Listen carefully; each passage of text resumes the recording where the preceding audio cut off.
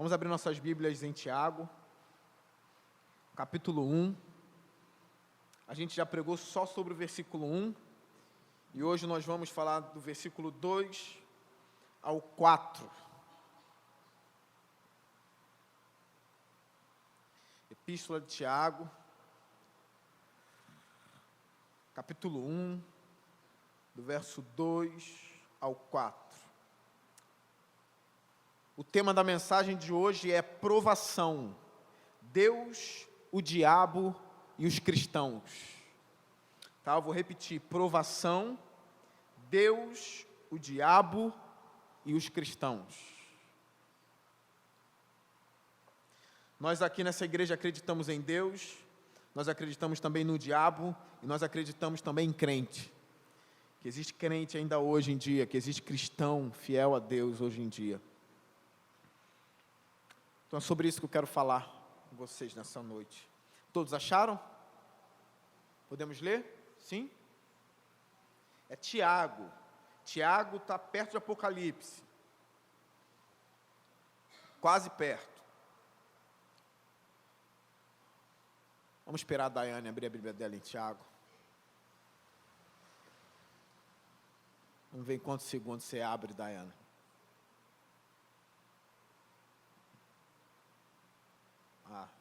Capítulo 1, vamos ler. Verso 2. Meus irmãos, considerem motivo de grande alegria o fato de passarem por diversas provações, pois vocês sabem que a prova da sua fé produz perseverança. E a perseverança deve ter ação completa, a fim de que vocês sejam maduros e íntegros, sem lhes faltar coisa alguma. Vamos ao Senhor em oração mais uma vez.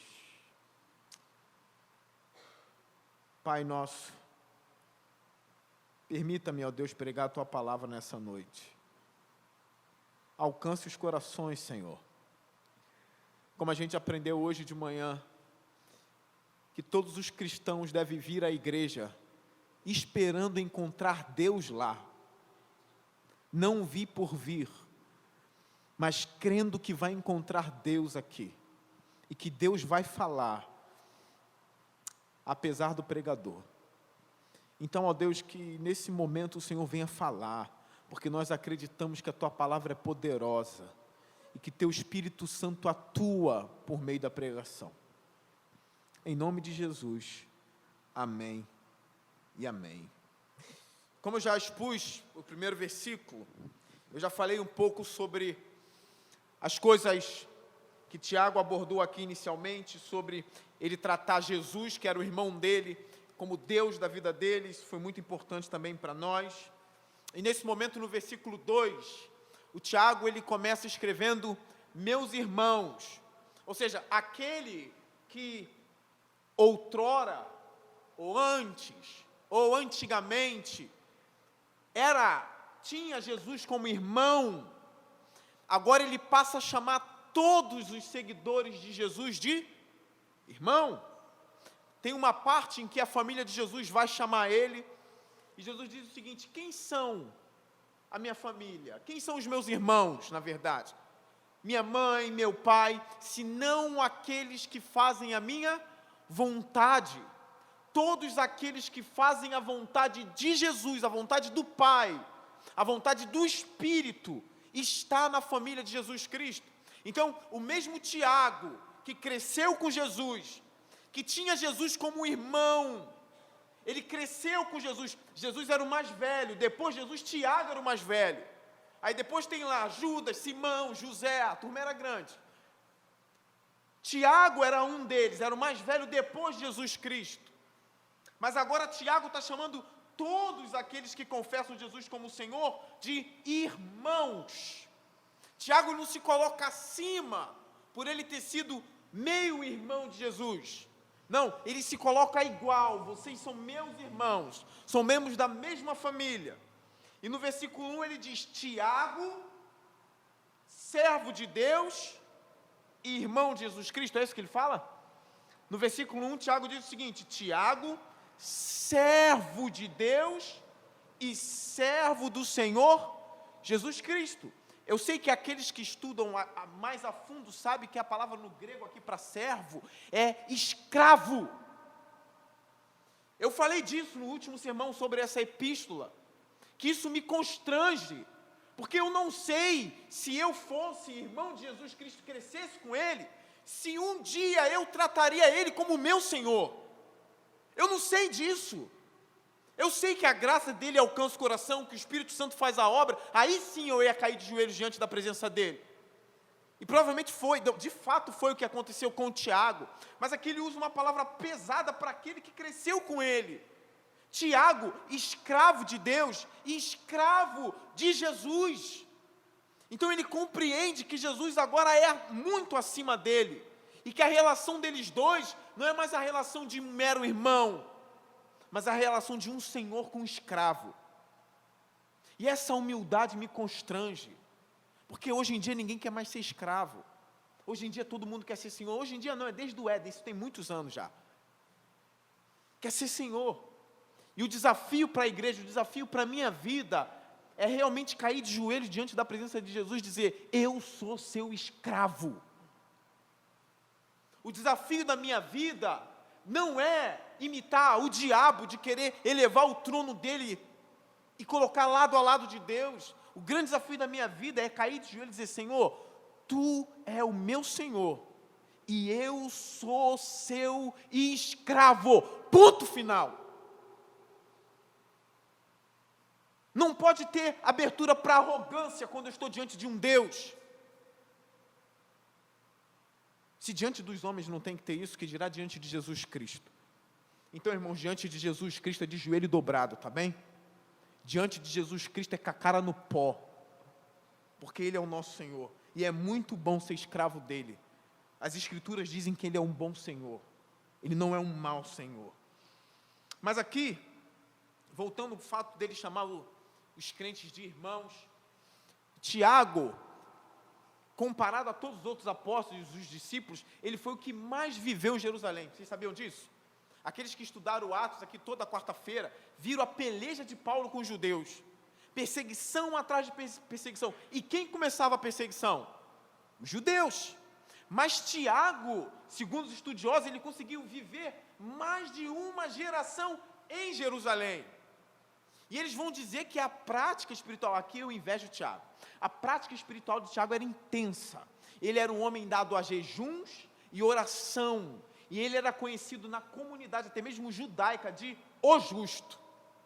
Não é assim o homem justo. Alguém que cometeu um ato de justiça aqui, ou comete um outro ato de justiça ali. Tiago era conhecido em Jerusalém como o justo. E diferente dos outros, ele conseguiu viver em Jerusalém. E é estranho, porque Jerusalém odiava a mensagem de Jesus. Como que Tiago conseguiu viver tanto tempo lá? Alguns vão dizer assim, parece que Tiago ficava lá e cá. Judeus e cristãos, mas não. Porque os estudiosos chegaram à seguinte conclusão: ele foi martirizado pelos judeus. Ele conseguiu durar uma boa geração, um bom período morando em Jerusalém, ficando lá. Repara que nas Escrituras você não vê, e Tiago foi para Roma, e Tiago foi para a Grécia, você não vê isso. Você vê Tiago como uma das colunas da igreja em Jerusalém, como um dos líderes da igreja do lado de Pedro. É óbvio que aqui o Tiago não é o apóstolo, vocês sabem disso. Ele é o irmão de Jesus, o Tiago apóstolo é irmão de João, é outro cara. Tá bem? O Tiago apóstolo morreu nas mãos de Herodes. Esse Tiago aqui viveu em Jerusalém. E os estudiosos dizem assim: ou ele morreu apedrejado, martirizado, ou jogaram ele de cima do templo, de alguma coisa assim, martirizaram ele.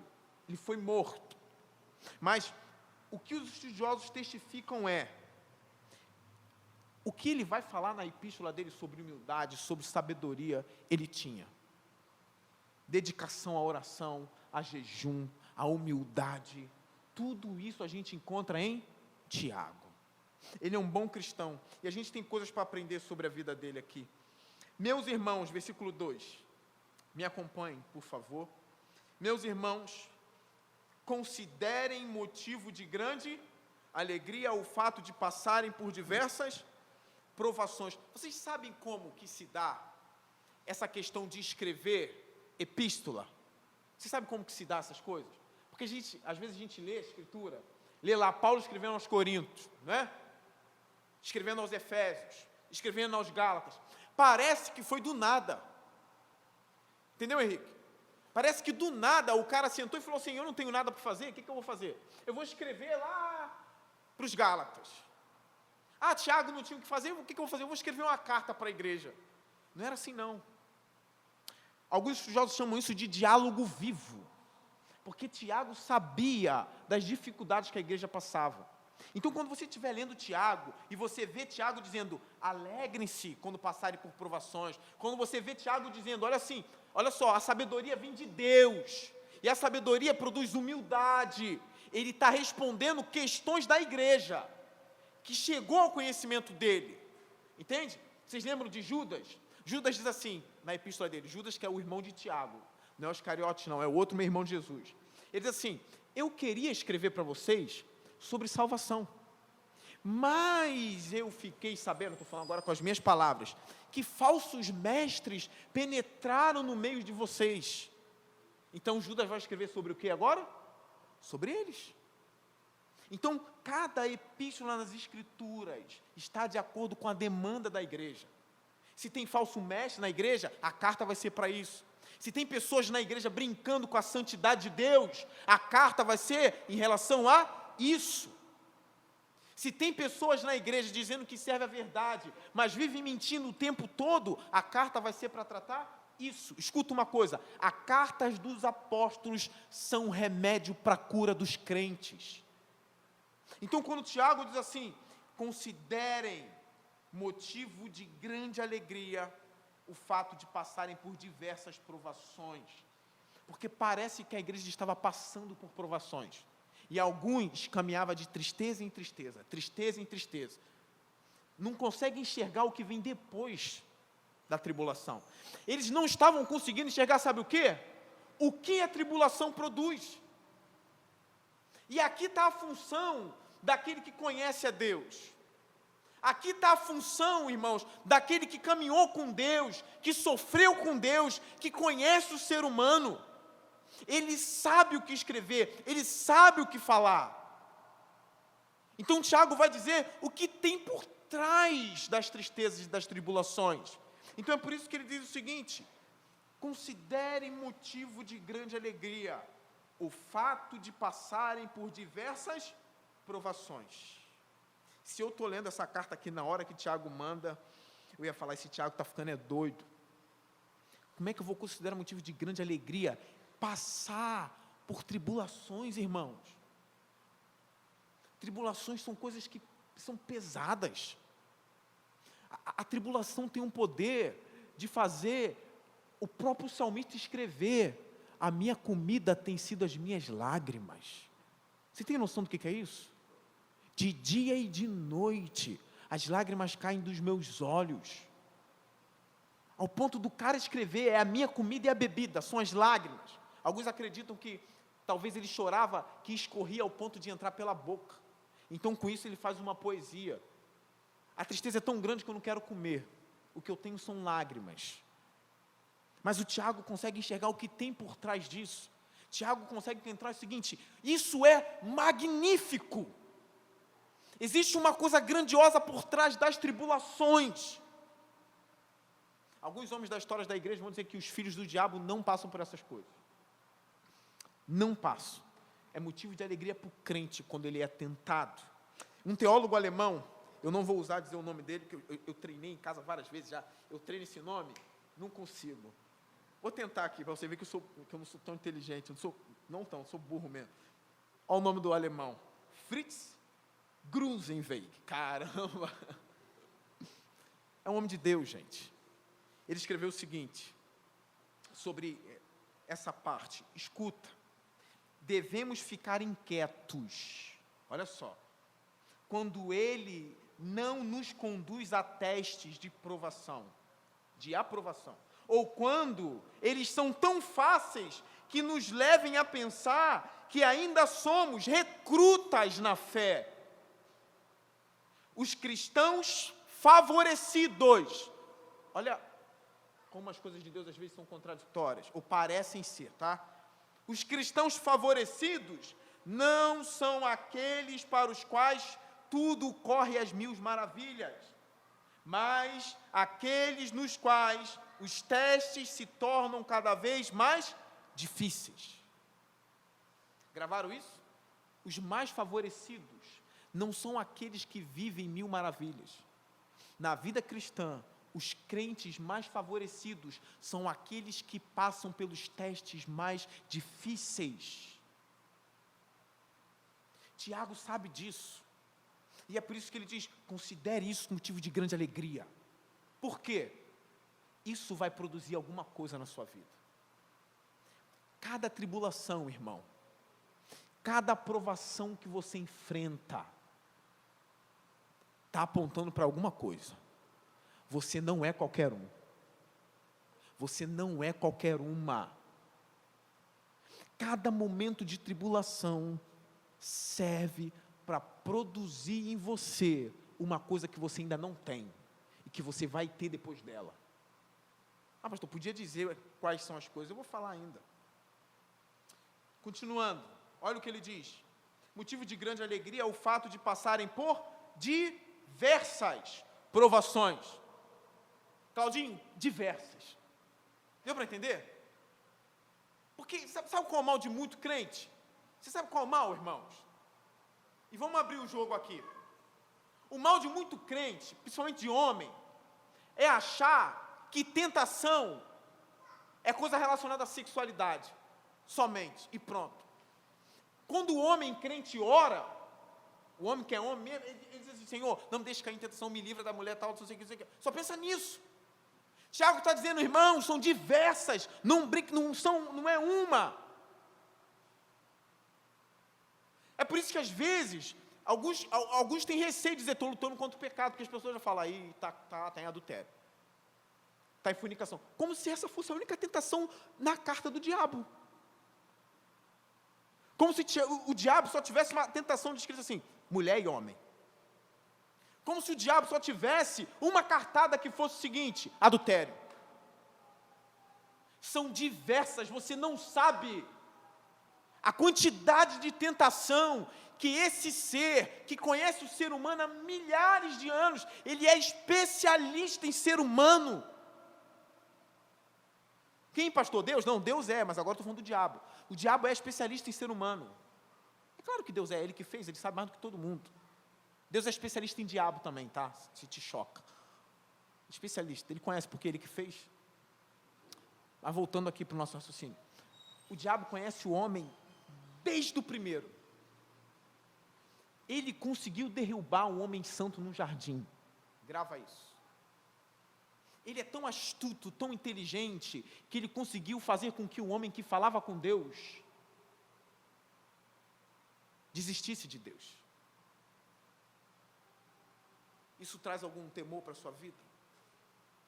Não pense você que ele só tem uma tentação no bolso, não. São diversas. Diversas e diversas e diversas.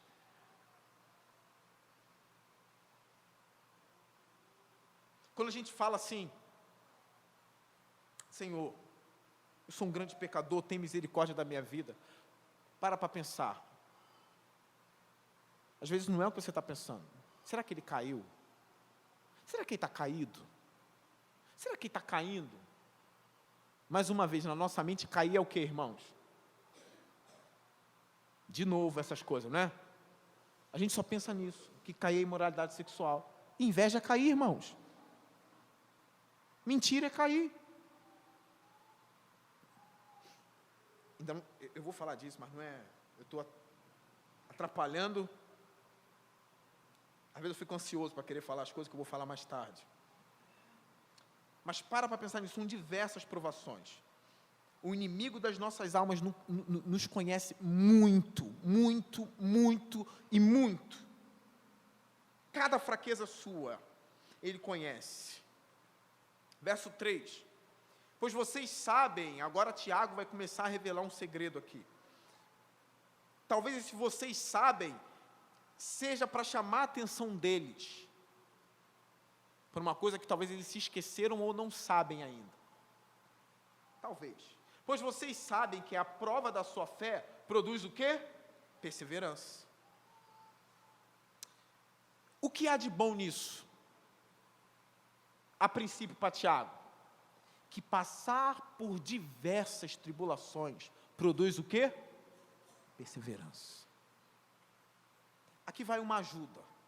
A gente até falou disso alguns dias atrás.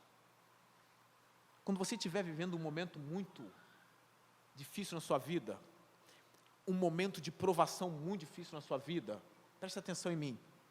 Quando você estiver encarando um momento que você ache e pense assim, meu Deus, está terrível.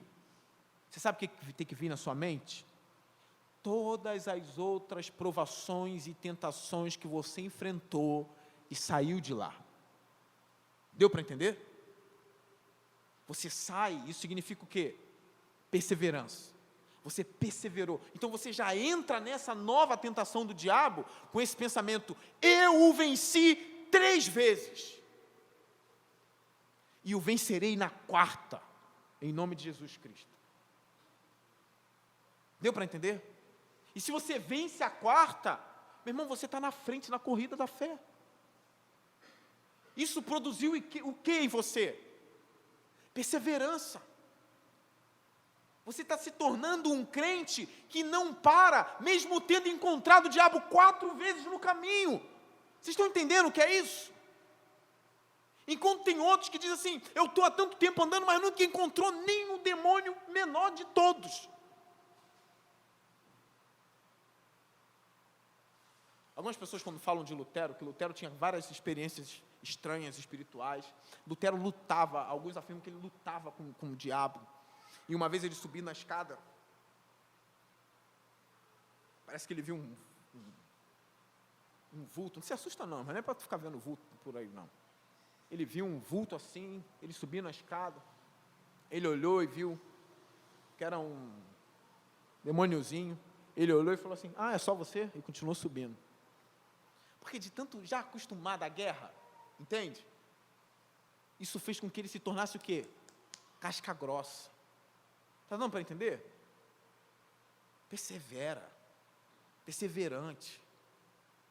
Se você ainda não passou por nada, irmãos, eu fico até com medo, porque quando passar, vai doer tanto, mas eu quero que você se lembre que isso vai produzir em você, sabe o quê?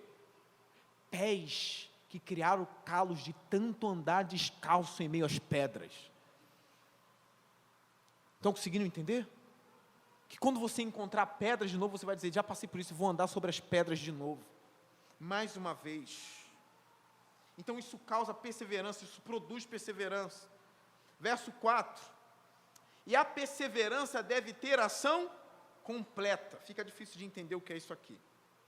E a perseverança deve ter ação completa.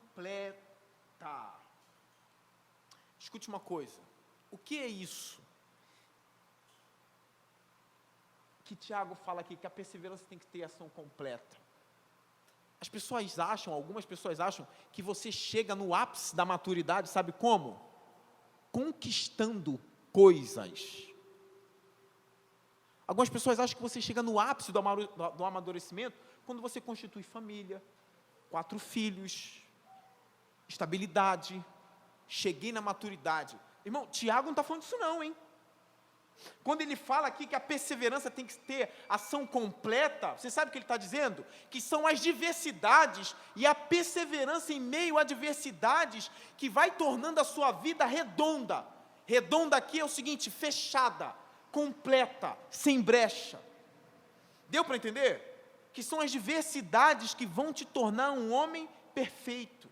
Quando a Bíblia fala de perfeição, não está falando de perfeição como Deus é, mas está falando de perfeição no sentido de você se tornou uma pessoa madura na fé. Então a perseverança ela tem que ser completa nesse sentido. Não são as coisas boas da vida que vai te tornar, ou vai te levar para esse estágio aqui. Para Tiago, o que vai te levar para esse estágio completo, onde você vai conseguir chegar num nível em que você se torna um homem tão maduro na fé, e isso é possível, homens chegaram a isso, mas tão maduro na fé que você vai olhar para trás e dizer assim, a perseverança teve uma ação extraordinária na minha vida. No momento, dói muito, irmãos. No momento, dói de você achar que é o seu fim. Vocês sabiam disso? Dói muito. O autor de Hebreus vai dizer assim, Deus disciplina os seus filhos. E no momento da disciplina, ninguém acha boa. Mas depois que vocês vão ver o benefício da disciplina. Depois que passa, você vai ver o benefício da disciplina. No momento em que você está na prova, talvez você fale igual Jó.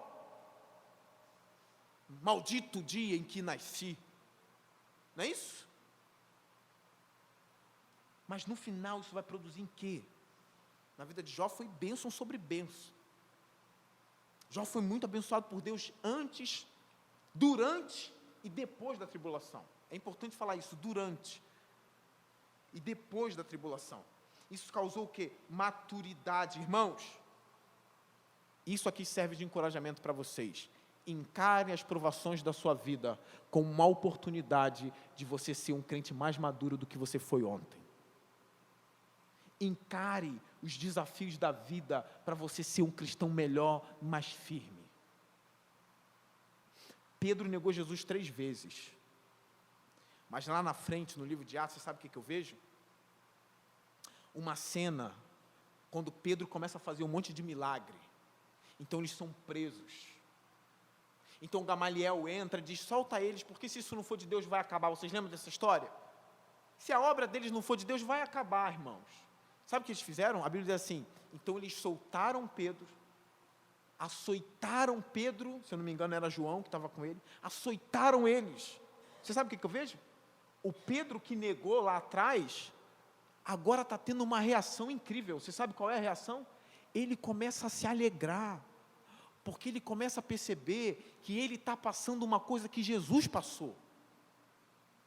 Ele começa a se alegrar, eu estou vivendo, e eu estou passando uma coisa que Jesus passou. É como se ele estivesse dizendo, e dessa vez eu não recuei, eu aceitei os açoites pelo nome do Senhor.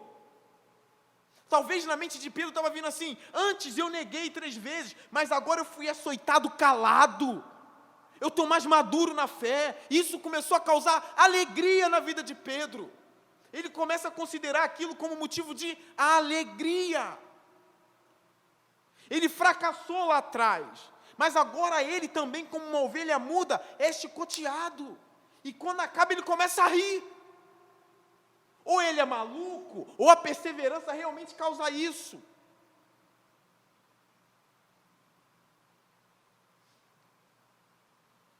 Eu acredito que causa, irmãos, causa isso, irmãos. Te deixa mais maduro, sim, de fato.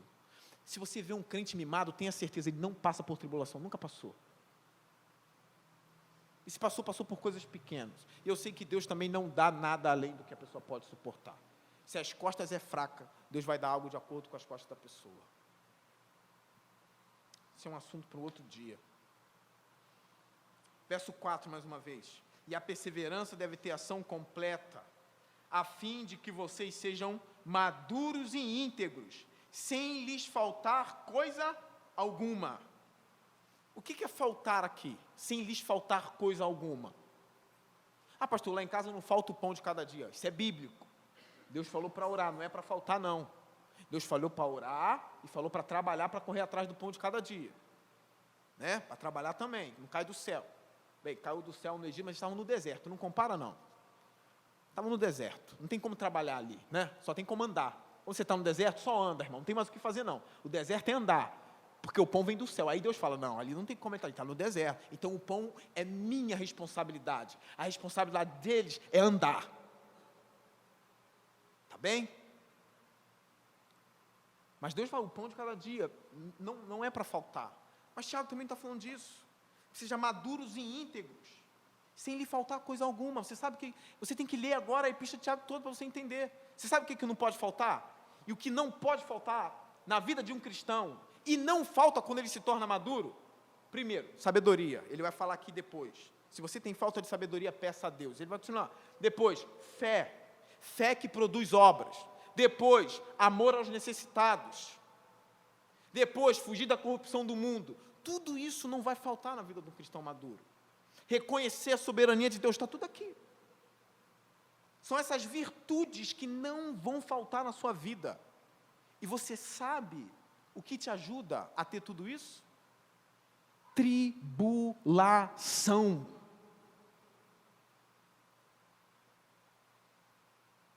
Tribulação. Pastor, mas eu sou crente. Vocês lembram de Ana? Como sacerdote chegar e falar assim: mulher, você está bêbada? Ela assim: não, meu senhor, eu sou uma mulher atribulada de espírito. Foi humilhada a vida toda. Humilhada, mas eu não vi Ana nenhuma vez abrir a boca para dizer: Senhor, tu é mau, porque o Senhor engravida Penina, e o Senhor nunca olha para mim. Não, Ana continua indo buscar a presença de Deus. Tinha todos os motivos para dizer: a Penina que não vale nada tem. Mesmo o marido dela dizendo: mas eu não sou para você mais do que 10 filhos. Irmão, não consolava. Ela queria um filho. Mas ela continuou buscando a presença de Deus até que ele disse assim: você vai ter um filho, Ana. Você vai ter um filho. A tribulação causa isso. Você sabe o que Ana descobriu ali? Que se ela persevera também em oração, se ela bate na porta do palácio de Deus, Deus abre a porta. Ela não para. Eu decidi primeiro expor o texto para depois falar de algumas coisas importantes sobre tribulação. Mas foi importante eu primeiro entrar nesse detalhe aqui.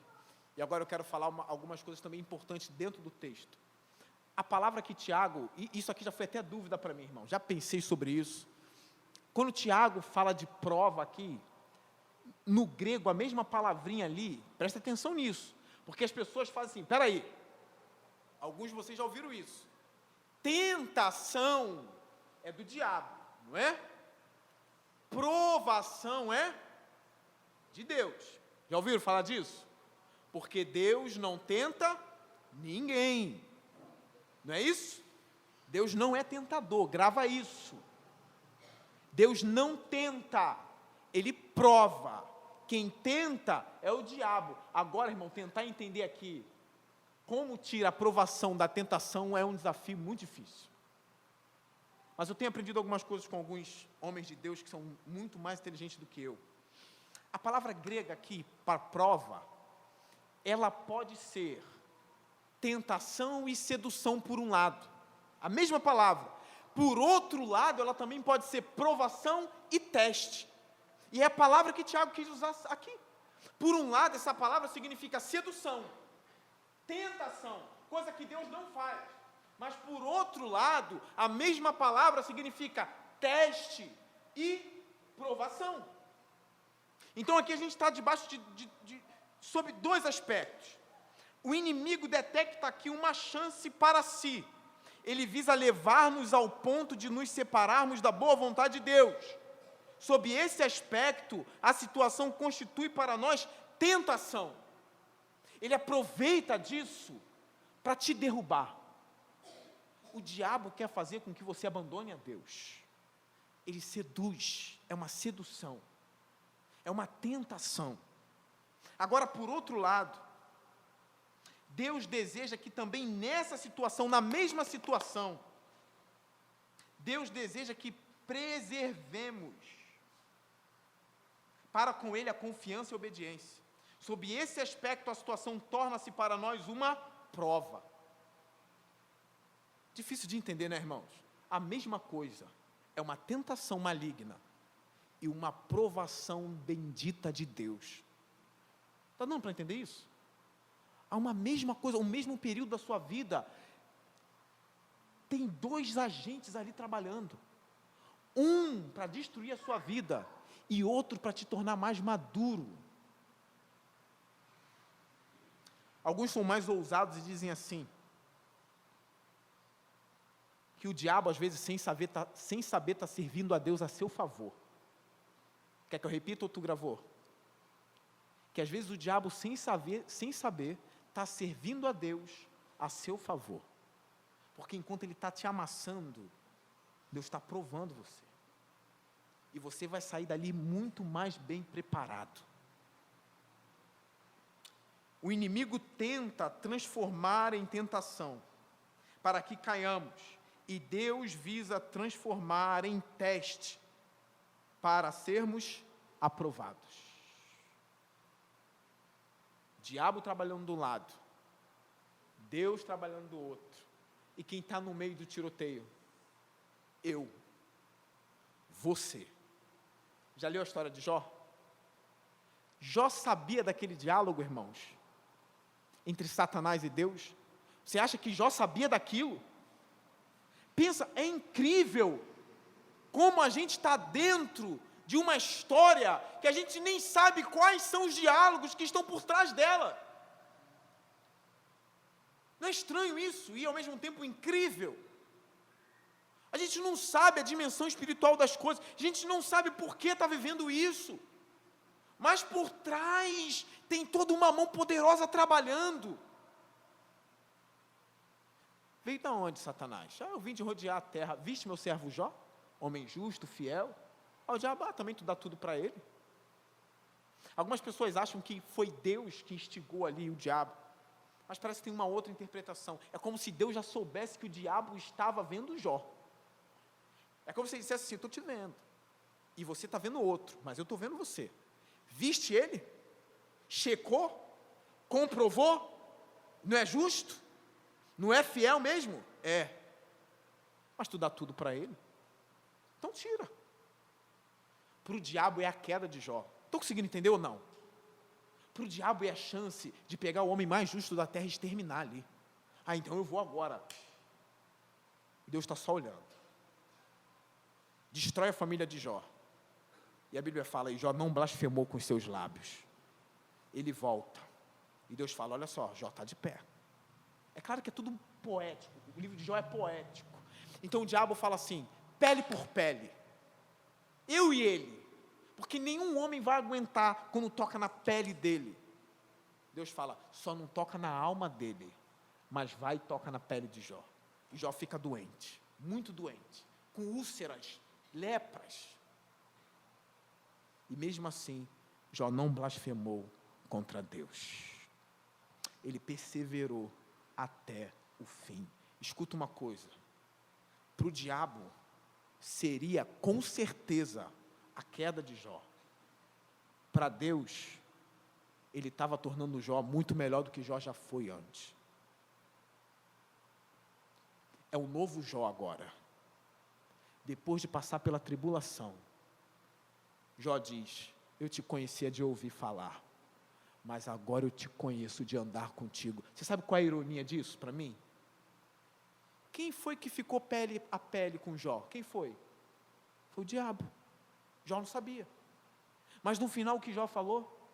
Eu te conhecia de ouvir, mas agora eu conheço por caminhar contigo.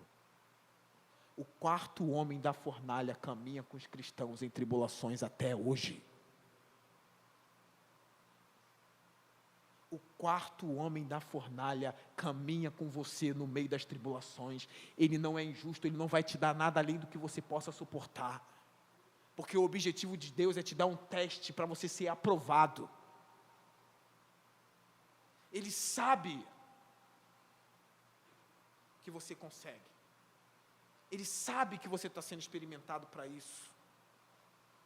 Meus irmãos, vamos abrir nossas Bíblias em Mateus 4, eu já estou caminhando para o final. Mateus capítulo 4.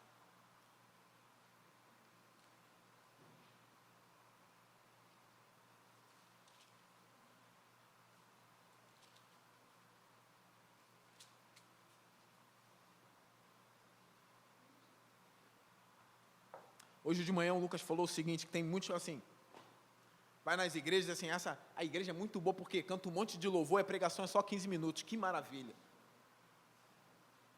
Ele falou, ainda bem que aqui não é assim. Eu falei, só por causa disso eu vou pregar 1h30 agora, no domingo à noite. Mateus 4. é a tentação de Jesus. Eu aprendi com um teólogo que toda tentação que eu enfrento e que você enfrenta é a tentação de Jesus. Jesus já passou por tudo isso. É bom conhecer isso. Sabe o que é bom saber disso? Sabe o que é bom? Porque eu descubro que o que eu estou passando, Jesus já venceu. Eu tenho que levar Ele. Ele já é vitorioso sobre isso. Diz assim, capítulo 4, para a gente não perder tempo. Verso 1. Então Jesus foi levado pelo Espírito ao deserto para ser tentado pelo diabo.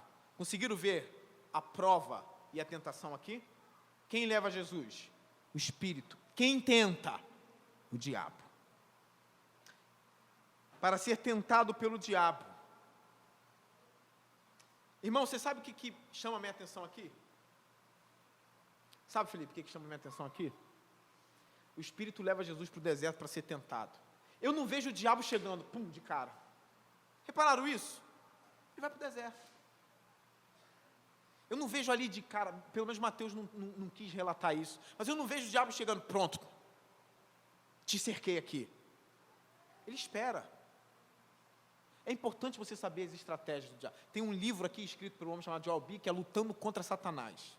As estratégias dele. Ele espera, irmãos. É deserto, né, que ele está?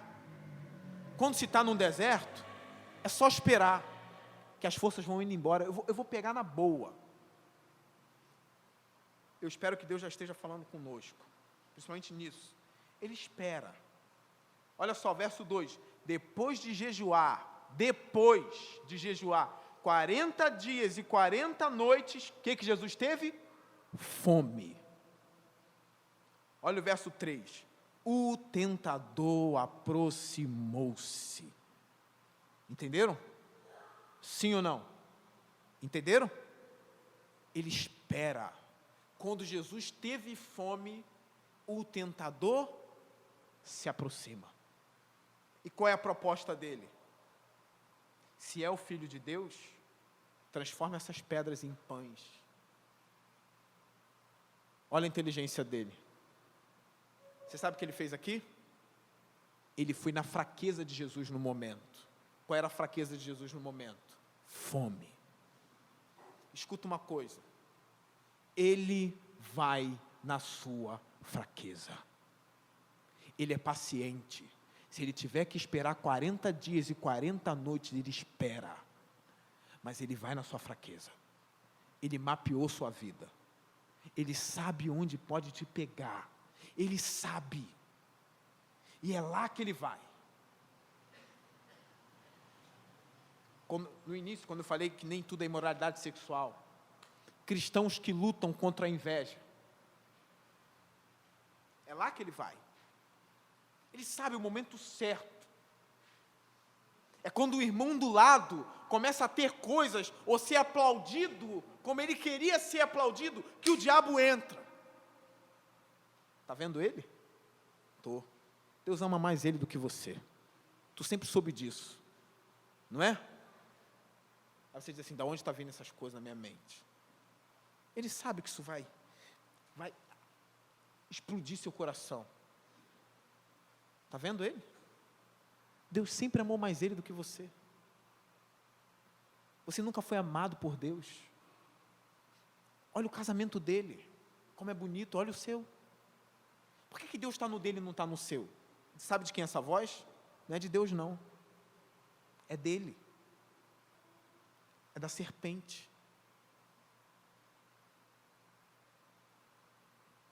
Tem que ter a resposta na ponta da língua. Tem que ter a palavra de Deus aqui, ó. Tem que ter aquela palavra que diz assim: mas ainda que eu ande pelo vale da sombra da morte, o Senhor está comigo. Ainda que esteja dando tudo errado, Ele está comigo.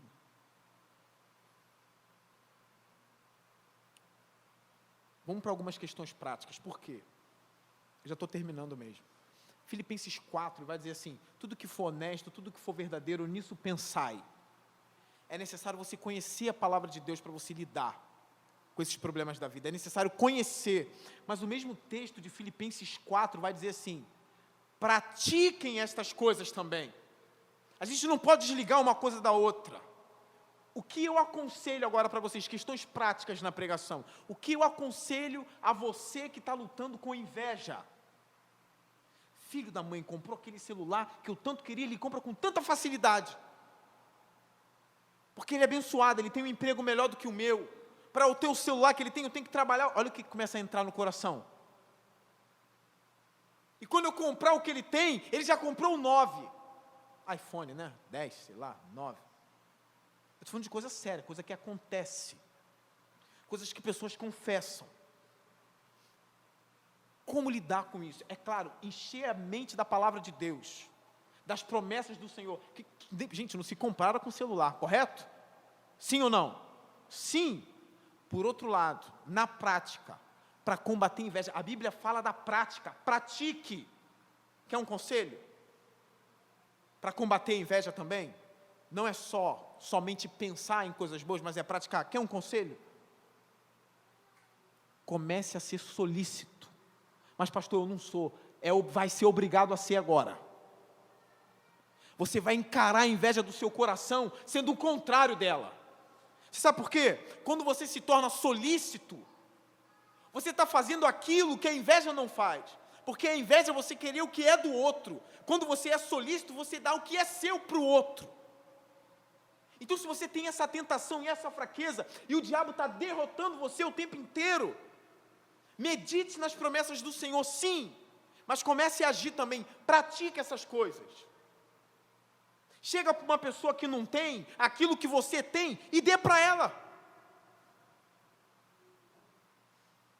Age contrário. O seu coração quer que você seja invejoso, você vai dizer, não, eu vou começar a exercer agora aquilo que eu creio. Eu vou ser solícito. O que está faltando para você? Um óculos? Eu posso comprar um para você? Posso te abençoar? É para quem realmente precisa, tá? Necessitado. Eu vou fazer esse esforço, vou te dar um óculos. Você quer o que é isso? Posso te abençoar? Eu estou vendo a tua fraqueza, eu estou vendo a tua... Pratique, comece a ser solícito. E você vai ver que isso vai começar a combater a inveja do seu coração. Sabe por quê? Você vai aprender uma lição bíblica. É melhor dar do que receber. Prática. Para pessoas que estão sendo tentadas diariamente com o desânimo. Porque o diabo trabalha no desânimo. Não tem força para nada. Tudo é longe. Não consegue fazer nada porque o desânimo mergulhou ele num poço que não tem como sair mais. Como lutar contra isso? É claro, meditar nas Escrituras, nos salmistas que enfrentaram o desânimo, como eles enfrentaram o desânimo. Questões práticas aqui. Comece a trabalhar o seu corpo também. Isso é bíblico, gente. Isso é prática. Faça um exercício físico. Comece a movimentar o seu corpo para que ele entenda que ele tem que se movimentar. Vai caminhar, faz alguma coisa. Daqui a pouco você está até se sentindo melhor para andar ou pegar algum veículo para vir para a igreja. Para começar a fazer um monte de coisa aqui. São as questões práticas que a gente precisa falar. Porque isso de fato combate até mesmo as nossas fraquezas. Mateus 6, para os ansiosos. Vocês valem mais do que as aves do céu. Jesus não falou isso? Vocês valem mais do que ela. Se Deus alimenta ela, quanto mais vocês. Questão prática no fim. Busquem o reino de Deus. Vocês já sabem que Deus ama mais vocês. Agora comece a buscar o reino. Comece a praticar, comece a viver. A Bíblia está cheia dessas coisas. Eu poderia falar de tantas outras coisas, irmãos, tantas outras coisas, em relação à mentira, em relação à pornografia. Tem que ter questão prática. Então, um outro conselho, só para a gente... Posso falar só mais um sobre pornografia? Agora eu vou falar de pecado sexual, agora, porque não é o único. Irmãos, exclui o Facebook, acabou. Não, eu já sei, já li a Bíblia. Deus não se agrada da imoralidade sexual. Lá no deserto, um monte morreu por causa dela. Pronto, já sei. Mas continua com aquelas coisas no Facebook? Não consegue resistir aquelas meninas? Não consegue resistir aqueles rapazes? Não consegue passar no Instagram E se vê alguma coisa estranha, vai clicar, exclui. Prática. É Bíblia. A Bíblia orienta isso. Corta. Vai doer, mas tem que cortar. O diabo ia falar, quebrou mais uma ferramenta que eu tinha. Eu tinha um Facebook, eu tinha o Instagram dele, mas eu ainda tenho o celular dele. Bom, dependendo do nível, quebra. De verdade, irmãos, de verdade, dependendo do nível, quebra. Se o nível estiver alto, irmãos, quebra. Fala lá para tua mãe, para tua mulher, olha só, quebrei para a glória de Deus. Vou ser mais presente em casa, vou conversar mais com você, vou conversar mais com meus filhos, vou ficar o dia todo nessa porcaria, não. Questões práticas. Isso é fugir. Fuja, não encara, fuja. Porque o diabo usa Facebook, usa Instagram, ele vai te pegar na tua fraqueza. Questões psíquicas também, um monte de coisa. Mas eu quero consolar vocês com o término dessa mensagem. Porque Tiago diz que ela produz coisas boas. Escuta uma coisa, toda tentação é tentação de Jesus. Se a gente ler o capítulo 4, a gente vai ver como Jesus foi tentado, vocês já sabem disso. Mas olha o final. Olha o verso 10, para terminar. Jesus lhe disse, depois da última tentação aqui dessa parte, retire-se, Satanás, pois está escrito, adore o Senhor, o seu Deus, e só a Ele preste culto. O que ele falou? Retire-se. Ou seja, eu não sou Adão não, irmão. Eu não sou Adão não. Eu não sou Adão. Como você bem falou, se você é o Filho de Deus, eu não sou Adão. Retire-se. Jesus estava debilitado, sim ou não? Com fome, 40 dias no deserto, vai embora, eu não sou Adão. O fim da tentação, o fim da provação. Vamos pegar isso com uma teologia bíblica. Como foi o fim da vida de Jó? Deus apareceu para ele, deu mais 10 filhos para ele, deu tudo em dobro, não foi isso? Fim da provação. O fim aqui de Jesus Cristo. A gente tem uma teologia macro no livro de Jó, e aqui bem curtinha de Jesus, o período que ele encara o diabo, e o final, verso 11. Então o diabo o deixou. E quem veio?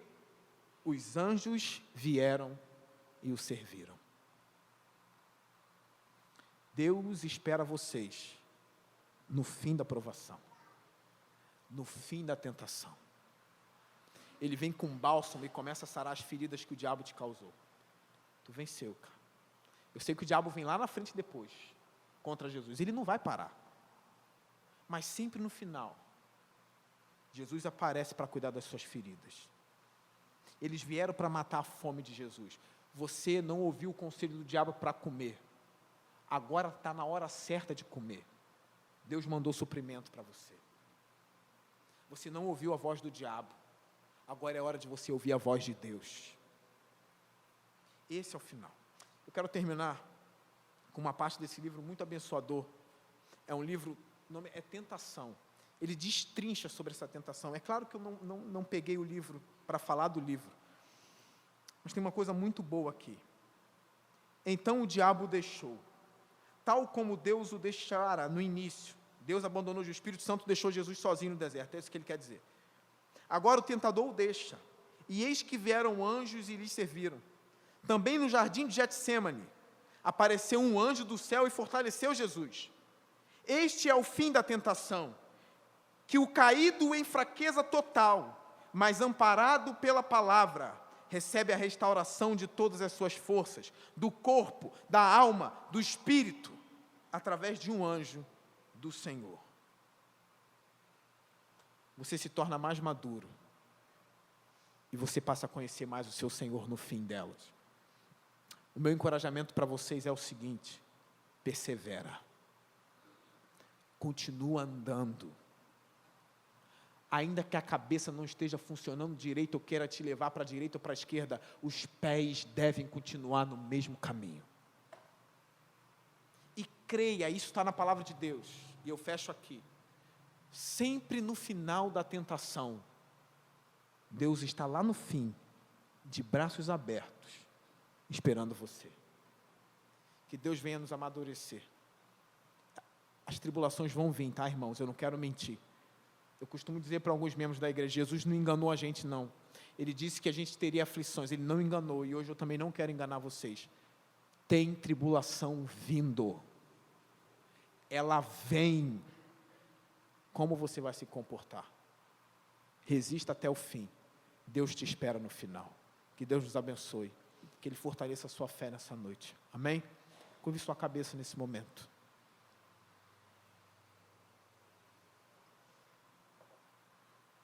Senhor Deus e Pai, alguns irmãos aqui presentes estão enfrentando o diabo, Senhor. Alguns irmãos aqui presentes, ó Deus, têm sofrido tentações terríveis. Parece que o diabo só vê ele e mais ninguém, Senhor. Mas eu sei que os teus olhos estão sobre a vida deles, Senhor Deus. Tem pessoas, ó Deus, ou uma pessoa que entrou aqui, ó Deus, debaixo de grande provação e tribulação. Que o Senhor venha confortá-lo, Senhor, com essa mensagem de hoje. Persevera, porque isso vai produzir coisas boas na sua vida. Você vai ficar mais maduro na fé. Você vai ganhar mais força. E Deus espera no final. Senhor Deus, eu peço graça para enfrentar todas as tentações e provações. Eu peço forças, ó Deus, para também agir, para colocar em prática aquilo que a gente sabe no coração. Eu peço forças, ó Deus, para ler a Bíblia, para ler bons livros, para orar, ó Deus, para vir até o culto, porque tudo isso são ferramentas tuas, ó Deus, para nos livrar das mãos do diabo. Porque o diabo tem as suas ferramentas, ó Deus, e o Senhor tem as suas. Mas se a gente perde a força de vir aqui, ó Deus, se a gente perde a força de ler, ó Deus, a gente vai secando, Senhor. A minha oração é a oração do salmista: Senhor Deus e Pai, não nos deixes decepcionados, Senhor. Por amor a Jesus Cristo, não deixe o nosso inimigo vencer. Não nos deixe ser destruídos nas tentações. A minha oração é essa, Senhor. Nos faça resistir o diabo, pois está escrito: resistam o diabo e ele fugirá de vós.